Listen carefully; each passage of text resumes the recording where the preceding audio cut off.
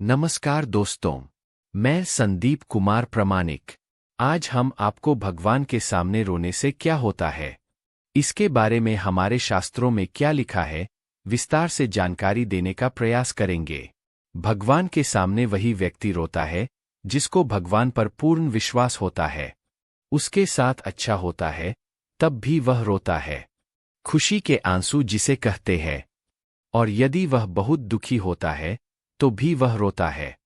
वह हर स्थिति में भगवान को याद करता है।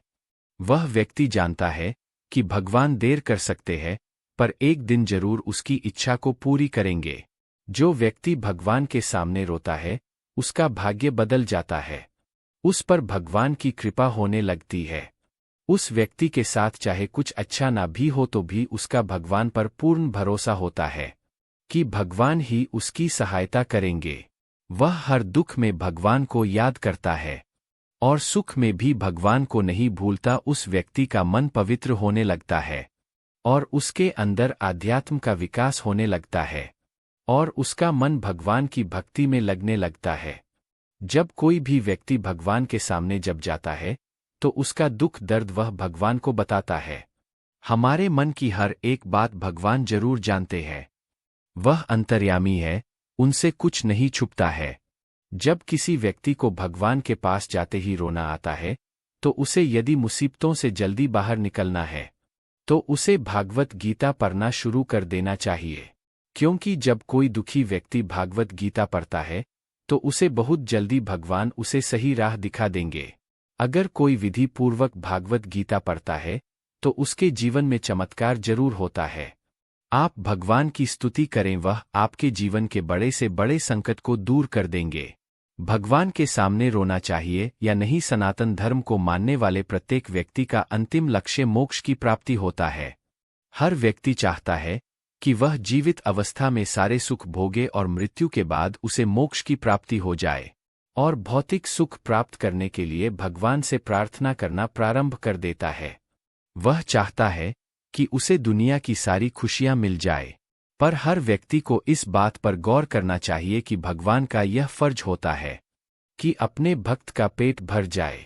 उनका यह फर्ज नहीं है कि वह आपकी हर इच्छा पूरी करे। आपको यदि अपनी ढेर सारी इच्छाओं को पूरा करना है तो उसके अनुसार मेहनत भी करना पड़ेगी। भगवान ने भी इस धरती पर जन्म लिया और अनेक संघर्ष किए, इसलिए सभी व्यक्तियों को किस तरह जीवन जीना है, लोगों को यह बता दिया कि जीवन को कैसे जीना चाहिए।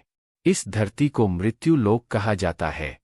मृत्युलोक पृथ्वी को इसलिए कहा गया है कि व्यक्ति यहाँ पर अलग अलग योनियों में जन्म लेता है और मरता रहता है और 84 लाख योनि होती है, जिसमें से मनुष्य का जन्म बहुत मुश्किलों के बाद बहुत सी योनियों में भटकने के बाद मिल पाता है।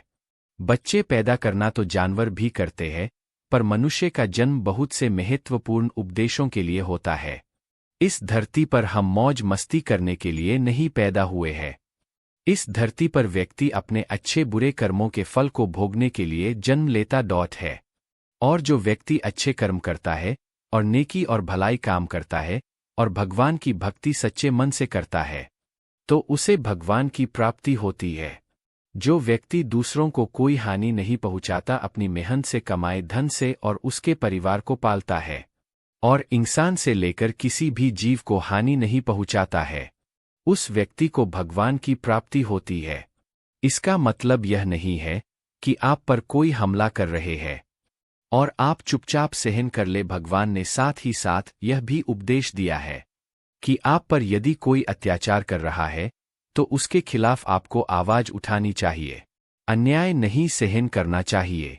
भगवान कृष्ण ने अर्जुन को युद्ध करने के लिए उपदेश दिया था कि कायर व्यक्ति की तरह जीवन नहीं जीना चाहिए। यदि अपने साथ कुछ गलत हो रहा है तो उसको सहन करना कायरता होगी। जो ईमानदारी पूर्ण जीवन जीता है, इस तरह के व्यक्ति पर भगवान की विशेष कृपा होने लगती है। बिना मांगे ही उसके सारे दुख कम होने लगते हैं। उसकी धीरे धीरे सारी परेशानियां कम होने लगती है। वह अपने मन में सदैव अपने इष्ट देव का ध्यान करने लगता है और उसे लगता है कि भगवान मेरे साथ है। उसके साथ बुरा होता है तो भी वह भगवान की इच्छा समझता है और अच्छा होता है तो भी वह भगवान की कृपा समझता है। ऐसे व्यक्ति को संसार के सभी लोगों का मन पढ़ने की शक्ति प्राप्त हो जाती है। वह सही और गलत लोगों को आसानी से पहचान जाता है और उसका स्वभाव दूसरे लोगों की तुलना में बहुत ही अलग होता है। वह कभी किसी की बुराई नहीं करता, शांत प्रवृत्ति का और एक साधारण जीवन जीना पसंद करता है। वह भोग विलासिता की ओर आकर्षित नहीं होता। वह सिर्फ जीवन जीने के लिए भगवान से इतना मांगता है कि उसका परिवार खुश रह सके। वह गलत तरीके से धन नहीं कमाने की सोचता है। वह ईमानदारी का जीवन जीता है। छल कपट उसके मन में नहीं रहता। प्रत्येक व्यक्ति अपने इष्ट देव से प्रार्थना जरूर करता है और जब वह भगवान के मंदिर में जाता है या फिर भगवान की भक्ति करता है तो उसके मन में बहुत से अच्छे बुरे विचार आते हैं और वह अपने दुखों को याद करके अपने आंसुओं को रोक नहीं पाता है। वह भगवान के सामने रोने लगता है और यह संकेत बहुत ही शुभ होता है। आप अपने दुख भगवान को बता रहे हैं, क्योंकि यदि आप अपने दुख दूसरे लोगों को बताएंगे और आपको उसका जिंदगी भर एहसान मानना पड़ सकता है, तो वह आपका दुख के समय भगवान ही आपकी सहायता करने के लिए किसी न किसी रूप में आपकी मदद करते हैं।